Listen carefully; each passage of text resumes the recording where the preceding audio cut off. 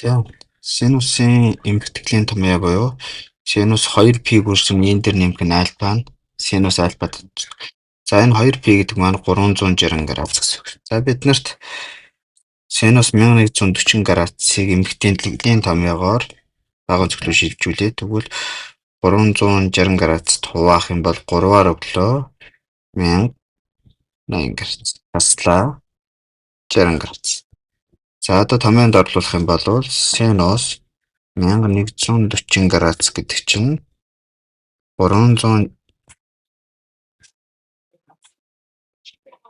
синус 360 градусыг үржигдэх нь 3 нэмэх нь 60 градус буюу энэ дээрээс эмгтгэлийн томьёосоор синус 60 градус. Синус 60 градуст 2-ны язгуурдор 3.